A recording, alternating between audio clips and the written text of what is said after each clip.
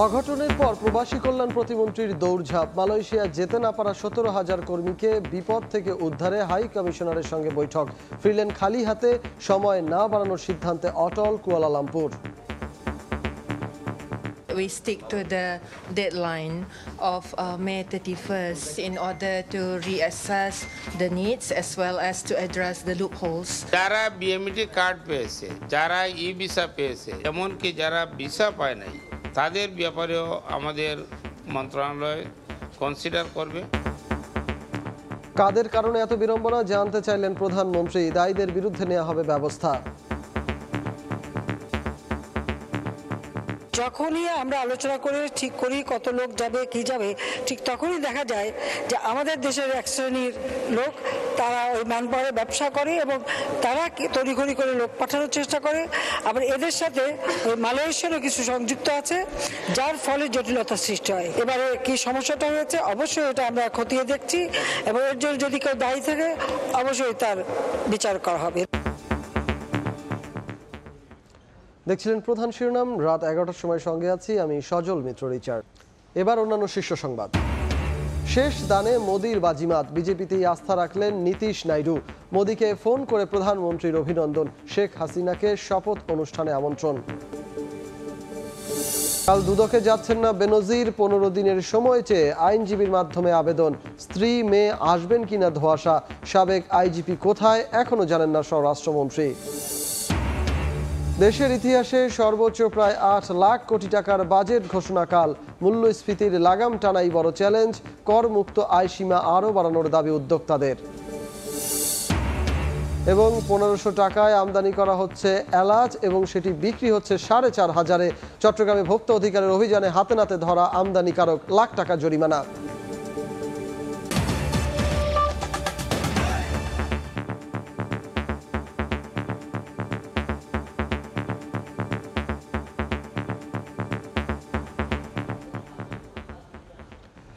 কয়েক হাজার কর্মীর মালয়েশিয়া যেতে ব্যর্থতার পর দৌড়ঝাঁপে ব্যস্ত প্রবাসী কল্যাণ প্রতিমন্ত্রী। আটকে পড়াদের দেশটিতে পাঠাতে হাই কমিশনারের সঙ্গে বৈঠকে বসেও ফিরতে হলো খালি হাতে। সময় আর না বাড়ানোর সিদ্ধান্তে অটল কুয়ালালামপুর। তবে এখনই হাল ছাড়তে নারাজ প্রতিমন্ত্রী। বঞ্চিত 17,000 কর্মীকে পাঠাতে সরকারের চেষ্টা অব্যাহত থাকবে বলে জানান তিনি। নিযুক্ত মালয়েশিয়ার হাইকমিশনারের সঙ্গে নিজ দপ্তরে বৈঠক করেন প্রবাসী কল্যাণ ও বৈদেশিক কর্মসংস্থান প্রতিমন্ত্রী শফিকুর রহমান। বৈঠক শেষে মালয়েশিয়ার হাইকমিশনার সাংবাদিকদের বলেন, এসব কর্মী নেয়ার আর কোনো সুযোগ নেই। We have a stand on this that we stick to the deadline of May 31st in order to reassess the needs as well as to address the loopholes. বঞ্চিত এসব কর্মীকে মালয়েশিয়ায় পাঠাতে চেষ্টা চালিয়ে যাবেন জানিয়ে প্রবাসী কল্যাণ প্রতিমন্ত্রী বলেন, কেবল বিএমইটি ছাড়পত্র পাওয়া কর্মী নয়, মালয়েশিয়া যাওয়ার ক্ষেত্রে যারাই ক্ষতিগ্রস্ত হয়েছেন সবাইকে ক্ষতিপূরণ দেওয়ার ব্যবস্থা করবে সরকার। তদন্ত কমিটির মাধ্যমে যারা দোষী সাব্যস্ত হবে তাদের বিরুদ্ধে আমরা ব্যবস্থা গ্রহণ করব। যারা বিএমইটি কার্ড পেয়েছে, যারা ই ভিসা পেয়েছে, এমনকি যারা ভিসা পায় নাই, তাদের ব্যাপারেও আমাদের মন্ত্রণালয় কনসিডার করবে। মাত্র 5 থেকে 6,000 কর্মী মালয়েশিয়া যাওয়া থেকে বঞ্চিত হয়েছে বলে রিক্রুটিং এজেন্সি মালিকদের সংগঠন বাইরার দাবিও মানতে নারাজ প্রবাসী কল্যাণ প্রতিমন্ত্রী। এটা আমাদের ভাষণ নয়, এটা হলো বাইরার ভাষণ। প্রসূন আশিস, সময় সংবাদ, ঢাকা। মালয়েশিয়ায় কর্মী পাঠানো ইস্যু এবার আলোচিত হলো সংসদেও। বিকেলে দ্বাদশ জাতীয় সংসদের তৃতীয় অধিবেশনের শুরুতেই বিরোধী দলীয় চিফ হুইপ মুজিবুল হক চুন্নুর প্রশ্নের জবাবে সংসদ নেতা জানান, কাদের গাফিলতিতে মালয়েশিয়া যেতে সংকট তৈরি হলো সেটি অনুসন্ধান করা হচ্ছে। জড়িতদের বিচার নিশ্চিত করা হবে বলেও জানান প্রধানমন্ত্রী শেখ হাসিনা। কিছু লোক সব সময় ওই দালালের খপ্পরে পড়ে এবং দালালদের ধরে যেতে চায় এবং এই যেতে যেয়ে কিন্তু তারা সমস্যা পড়ে যায় এবং সমস্যা তৈরি হয়। স্পেশাল ফ্লাইট দিয়ে অন্যান্য ফ্লাইটের সঙ্গে সংযুক্ত করে কিন্তু সবাইকে পাঠানো হয়েছে, কিন্তু অনেকে বাদ পড়ে গেছে। এই বাদ পড়ার কারণটা কি সেটা অনুসন্ধান করা হচ্ছে। যখনই আমরা আলোচনা করে ঠিক করি কত লোক যাবে কি যাবে, ঠিক তখনই দেখা যায় যে আমাদের দেশের এক শ্রেণীর লোক তারা ওই ম্যানপাওয়ারে ব্যবসা করে এবং তারা তড়িঘড়ি করে লোক পাঠানোর চেষ্টা করে। আবার এদের সাথে ওই মালয়েশিয়ারও কিছু সংযুক্ত আছে, যার ফলে জটিলতার সৃষ্টি হয়। প্রতিটি বারই যখনই আলোচনা করে, সরকারি পক্ষ থেকে আলোচনা করে একটা সমাধানে যায়, তখনই কিছু লোক দ্রুত সেখানে ছুটে যায়, যে একটা অস্বাভাবিক পরিস্থিতির সৃষ্টি করে। অনেক সময় যারা যায় তাদের কাজেরও ঠিক থাকে না, চাকরিরও ঠিক থাকে না, বেতনেরও ঠিক থাকে না, তারা সেখানে যে বিপদে পড়ে। তবে এবারে কি সমস্যাটা হয়েছে, অবশ্যই এটা আমরা খতিয়ে দেখছি, এবং এর জন্য যদি কেউ দায়ী থাকে অবশ্যই তার বিচার করা হবে। অবশেষে নরেন্দ্র মোদীর নেতৃত্বেই ভরসা রাখলেন অন্ধ্রপ্রদেশের টিডিপি নেতা চন্দ্রবাবু নাইডু এবং বিহারের জেডিইউ নেতা নীতিশ কুমার। নতুন সরকার গঠনে এনডিএকেই সমর্থন দিয়েছেন দুজন। দিল্লিতে জোটের বৈঠকে যোগ দিয়ে বিষয়টি নিশ্চিত করেন তারা। এতে জোট সরকার গঠনে আর কোনো অনিশ্চয়তা রইল না। শনিবার টানা তৃতীয় মেয়াদে প্রধানমন্ত্রী হিসেবে শপথ নেবেন নরেন্দ্র মোদী। সুব্রত আচার্যের রিপোর্ট। ভারতের 18তম লোকসভা নির্বাচনে কোনো দলই সংখ্যাগরিষ্ঠতা অর্জন করতে পারেনি, তাই সরকার গঠনে জোট করতে ছিল তোড়জোড়। এ অবস্থায় ভারতের রাজনীতিতে হঠাৎই গুরুত্বপূর্ণ হয়ে ওঠেন মোদির জোটের বিহার ভিত্তিক জনতা দল ইউনাইটেডের প্রধান নেতা নীতিশ কুমার ও তেলেগু দেশম পার্টির প্রধান চন্দ্রবাবু নাইডু। এই দুই দল এনডিএ জোটে না থাকলে বিজেপি নেতৃত্বাধীন জোটটি সরকার গঠন করতে পারবে কিনা তা নিয়ে দিনভর চলা সব আলোচনার অবসান ঘটেছে। নরেন্দ্র মোদীর নেতৃত্বেই ভরসা রেখেছেন চন্দ্রবাবু নাইডু ও নীতিশ কুমার। ভারতের লোকসভায় 543 আসনের মধ্যে সরকার গঠনে প্রয়োজন 272 আসন। একক সংখ্যাগরিষ্ঠতা না থাকায় জোট সরকারে যেতে হয় বিজেপিকে।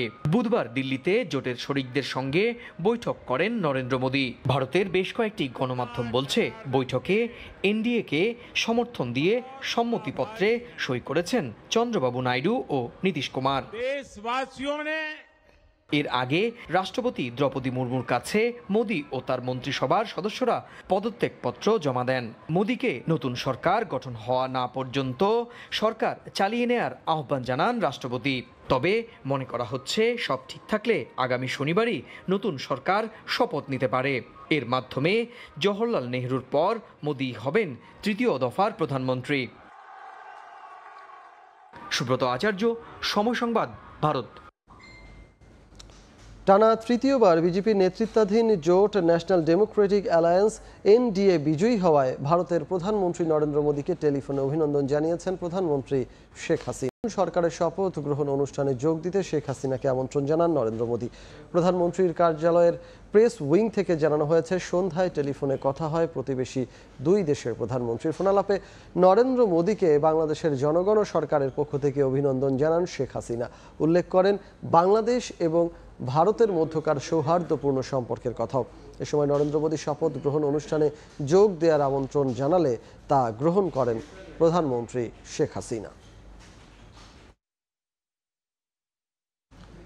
দুদকে হাজির হতে বেঁধে দেওয়ার সময়সীমার আগের দিন আইনজীবীর মাধ্যমে তারিখ পেছানোর আবেদন করলেন সাবেক আইজিপি বেনজির আহমেদ।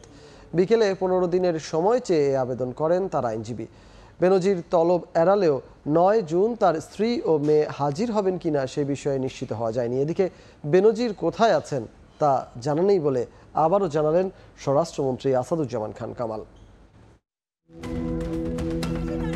অবশেষে ধারণাই সত্য হলো। কোরবানির ঈদের আগে দুদকের মুখোমুখি হতে চান না সাবেক পুলিশ মহাপরিদর্শক বেনজির আহমেদ। শেষ মুহূর্তে এসে বিদেশে অবস্থান করা বেনজির 15 দিন সময় চেয়ে আইনজীবীর মাধ্যমে বুধবার দুদকে আবেদন করেছেন। বেনজিরের আবেদনের বিষয়টি নিশ্চিত করেছেন দুদক কমিশনার জহুরুল হক। তিনি বলছেন, এখন অনুসন্ধান কর্মকর্তা ঠিক করবে তাকে সময় দেয়া হবে কি না। সেটা আবেদন দিয়ে গেছে এবং সেটা অনুসন্ধান কর্মকর্তা পর্যালোচনা করবে, দেখবে, যথেষ্ট গ্রাউন্ড থাকলে সে অ্যালাউ করবে, গ্রাউন্ড না থাকলে অ্যালাউ করবে না। এদিন এক অনুষ্ঠানে স্বরাষ্ট্রমন্ত্রী বলেছেন, সাবেক পুলিশ মহাপরিদর্শক বেনজির আহমেদ কোথায় আছেন সে বিষয়ে কোনো তথ্য নেই সরকারের কাছে। তবে তিনি এও বলেছেন, বেনজিরের বিরুদ্ধে যে অভিযোগ সেই অভিযোগের মুখোমুখি হবেন বেনজির। আর র্যাবের বর্তমান মহাপরিচালক বলছেন, সাবেক মহাপরিচালকের দুর্নীতির দায় নেবে না পুরো বাহিনী। একটা ফোর্স তো এখানে কারো দায় নিবে না। বুঝতে পারছেন না, কেউ যদি কোনো ভুল ত্রুটি করে থাকে এটা কিন্তু ফোর্স দায় নেবে না, এর দ্বারা ইন্ডিভিজুয়াল। এসে নিশ্চয়ই যে সমস্ত অপবাদ তার নামে আসছে কিংবা তার নামে যে সমস্ত আসছে এগুলি ফেস করবেন তিনি। জব্দ হওয়া সম্পত্তি ব্যাংক অ্যাকাউন্টের বাইরেও বেনজির আহমেদ আর কি সম্পত্তি গড়েছেন তারই খোঁজ করছে দুর্নীতি দমন কমিশন। একই সঙ্গে যুক্তরাষ্ট্র, কানাডা সহ 5টি দেশে বেনজির আহমেদ অর্থ পাচার করেছেন কিনা তারও খোঁজ করছে সংস্থাটি। দুদকের আইনজীবী বলছেন বেনজিরের বিরুদ্ধে অনুসন্ধান দ্রুত গতিতে এগিয়ে চলেছে। আপনি অন্য 4টা অনুসন্ধানের সঙ্গে আপনি এটা কম্পেয়ার করেন, এটা অনেক দ্রুত গতিতে চলছে। গত 18 এপ্রিল বেনজির ও তার পরিবারের বিরুদ্ধে দুর্নীতির অভিযোগের অনুসন্ধান শুরু করে দুদক। সংস্থাটির আবেদনে 621 বিঘা জমি, 38টি ব্যাংক অ্যাকাউন্ট অবরুদ্ধ করা হয়েছে। জব্দ রয়েছে গুলশানের 4টি ফ্ল্যাট। এছাড়া বেনজিরের একের পর এক সম্পত্তির খোঁজও মিলছে। আফজাল হোসেন, সময় সংবাদ, ঢাকা। সাবেক সেনাপ্রধান জেনারেল আজিজ আহমেদ ও আইজিপি বেনজির আহমেদ আওয়ামী লীগের কেউ নয়। আওয়ামী লীগ সাধারণ সম্পাদক ওবায়দুল কাদেরের এমন বক্তব্যের সমালোচনা করেছেন বিএনপির মহাসচিব মির্জা ফখরুল ইসলাম আলমগীর। তার অভিযোগ, আওয়ামী লীগকে ক্ষমতায় রাখতে এই দুজন সর্বশক্তি প্রয়োগ করেছিলেন। বুধবার জাতীয় প্রেস ক্লাবে ওলামা দলের এক আলোচনা সভায় বক্তব্য দেন ফখরুল। বেনজির সাহেব আওয়ামী লীগের সাধারণ সম্পাদক সাহেব বলছেন সে কি আওয়ামী লীগ করে, উনি আওয়ামী লীগের নাম ছিল কিনা জানি না, কিন্তু আওয়ামী লীগকে ডিফেন্ড করবার জন্য, তাকে ক্ষমতায় রাখার জন্য তিনি তার সর্বশক্তি নিয়োগ করেছেন। আবার আরেকজন আপনার সাবেক সেনাবাহিনীর প্রধান আজিজ এবং তার যে কাজ সেই কাজটা তারা করে নিয়েছিল, নির্বাচন পার করে নিয়েছিল। ভারতবর্ষে ভোটের অধিকার আছে বলে কিন্তু তারা অন্তত ওই যে মোদী 3 বার একেবারে নিরঙ্কুশ সংখ্যা গরিষ্ঠতা পেয়ে ক্ষমতায় যাওয়ার যে ইচ্ছা বাসনা সেটাকে কিন্তু তারা রোধ করে দিয়েছে। সেই অবস্থাটা আপনাদের কি খেয়াল করে আমাদেরকে আজকে আবার নির্বাচনের ব্যবস্থাকে ফিরিয়ে আনতে হবে। দলীয় দুর্নীতিবাজ কারো বিচার করতে পারেনি বিএনপি। এ নিয়ে মির্জা ফখরুলের লজ্জা হওয়া উচিত বলে মন্তব্য করেছেন আওয়ামী লীগের সাধারণ সম্পাদক ওবায়দুল কাদের। বুধবার সন্ধ্যায় ধানমন্ডিতে আওয়ামী লীগ সভানেত্রীর রাজনৈতিক কার্যালয়ে আয়োজিত এক সংবাদ সম্মেলনে তিনি একথা বলেন। দুদককে স্বাধীন উল্লেখ করে কাদের বলেন, দুর্নীতি করে কেউ ছাড় পাবে না। মির্জা ফখরুলের এতটুকু লজ্জা করে না, নিজেরা যা করেছে সেটা এখন আওয়ামী লীগের সাথে তুলনা করছে। তাদের দলের লোকেরা দুর্নীতি করেছে, সেই দুর্নীতির বিচার হয়, তারা একজন লোককেও শাস্তি দিতে পারে। দুদক স্বাধীন, দুদক মন্ত্রীদেরও যদি কেউ দুর্নীতি করে তাকে তদন্ত করতে পারে, মামলা করতে পারে। চট্টগ্রামের খাতুনগঞ্জে 1500 টাকায় আমদানি করা এলাচ বিক্রি হচ্ছে 4500-এ। ভোক্তা অধিকারের অভিযানে হাতে নাতে ধরা পড়েছে আমদানিকারক প্রতিষ্ঠান এবি ট্রেডার্স। এদিকে বাড়তি দামের দায় আমদানিকারকদের ওপর চাপানোর চেষ্টা খুচরা বিক্রেতাদের। এ সময় এবি ট্রেডার্সকে 1 লাখ ও খুচরা 2 প্রতিষ্ঠানকে 15,000 টাকা জরিমানা করে সংস্থাটি। কোরবানির মৌসুম ঘনিয়ে আসতেই চড়া হতে শুরু করেছে চট্টগ্রামের খাতুনগঞ্জের মশলার বাজার। এলএনজি এলাচের খরচ কেজি প্রতি 1450 থেকে 1500 টাকা। তবে আমদানিকারক প্রতিষ্ঠান এবি ট্রেডার্স তা পাইকারি পর্যায়ে বিক্রি করছে 4500 টাকায়। সামান্য একটু লোভের জন্য আজকে অপমানটা লাগতেছে। বুধবার সকালে এক অভিযানে এবি ট্রেডার্সের বাড়তি দামে এলাচ বিক্রির প্রমাণ পেয়েছে ভোক্তা অধিকার ও সংরক্ষণ অধিদপ্তর। এ সময় অপরাধের কথা স্বীকারও করেন প্রতিষ্ঠানটির স্বত্বাধিকারী অমর কান্তি দাস। নিশ্চয়ই আমার লোভ ঢুকে গেছে, নাহলে আমি রেডি মাল যদি 3200-3300 বেশি, এখানে যদি 250 বেশি, একদিনের মধ্যে মাল চলে যাবে 50 টন 100 টন। খুচরা ব্যবসায়ীদের অভিযোগ, আমদানিকারকদের কারণেই খুচরা পর্যায়ে বাড়তি দামে মশলা বিক্রি করতে হচ্ছে।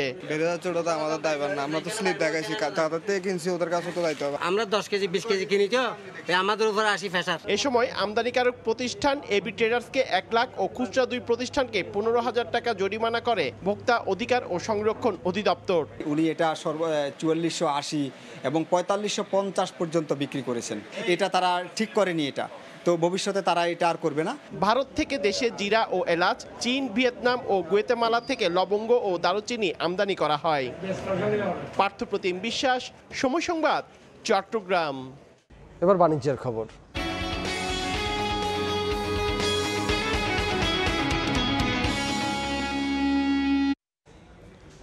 মূল্যস্ফীতির লাগাম টানা আর প্রবৃদ্ধি বাড়ানোর চ্যালেঞ্জ সামনে রেখে কাল ঘোষণা করা হচ্ছে 2024-25 অর্থ বছরের বাজেট। এর আকার হতে পারে 7,97,000 কোটি টাকা। 2,65,000 কোটি টাকার উন্নয়ন ব্যয়ের বিপরীতে সুদ, ভর্তুকি, সরকারি কর্মচারীদের বেতন ভাতা দেওয়ার মতো অনুন্নয়ন খাতে ব্যয় ধরা হতে পারে প্রায় 3.25 লাখ কোটি টাকা। আভাস মিলেছে সামাজিক সুরক্ষা খাতের আকার ও বরাদ্দ বাড়ানোর। যখন দেশের মানুষ মূল্যস্ফীতির চড়া মাসুল গুনছেন নিত্যদিন, তখন অতি প্রয়োজনীয় ব্যয়ের হিসাব কষে আগামী অর্থ বছরের জন্য যে বাজেট ঘোষণার প্রস্তুতি নিয়েছে অর্থ মন্ত্রণালয়, তার আকার হতে পারে 7,97,000 কোটি টাকা। সুখী, সমৃদ্ধ, উন্নত ও স্মার্ট বাংলাদেশ বিনির্মাণের অঙ্গীকার নিয়ে করা এবারের বাজেটে মূল্যস্ফীতির লক্ষ্যমাত্রা 6 থেকে বাড়িয়ে করা হতে পারে 6.5%, আর জিডিপির প্রবৃদ্ধির লক্ষ্যমাত্রা 7.5 থেকে কমিয়ে আনা হতে পারে 6.75%। বিশাল এই কর্মযজ্ঞে দেশের সরাসরি উন্নয়নে অবকাঠামো নির্মাণ সহ বার্ষিক উন্নয়ন কর্মসূচি এডিপির আওতায় ব্যয় করা হবে 2,65,000 কোটি টাকা। ব্যয় সংকোচনের নামে চলতি অর্থ বছরের চেয়ে 326টি প্রকল্প কমানো হলেও বরাদ্দ বাড়ানো হয়েছে 10,500 কোটি টাকা। বাজেটের বিশাল ব্যয়ের যোগান দিতে এনবিআরকে দেয়া হতে পারে 4,80,000 কোটি টাকার টার্গেট, যা চলতি অর্থ বছরের সংশোধিত লক্ষ্যমাত্রার চেয়ে 70,000 কোটি টাকা বেশি। ধনী গরিবের আয় বৈষম্যে নিয়ন্ত্রণহীন বাজার ব্যবস্থায় যেন ভেসে না যায় নিম্ন আয়ের মানুষ, সেজন্য সামাজিক সুরক্ষা খাতের সুবিধাভোগীর সংখ্যা 5 লাখ বাড়ানোর সঙ্গে সঙ্গে মা ও শিশু সহায়তা ভাতা 200 টাকা, 80 বছরের বেশি বয়স্ক নাগরিকের ভাতা 300 টাকা বাড়ানোর প্রস্তাব আসতে পারে 2024-25 অর্থ বছরের উত্থাপিত বাজেটে। ইয়ানুর শিফাত, সময় সংবাদ, ঢাকা।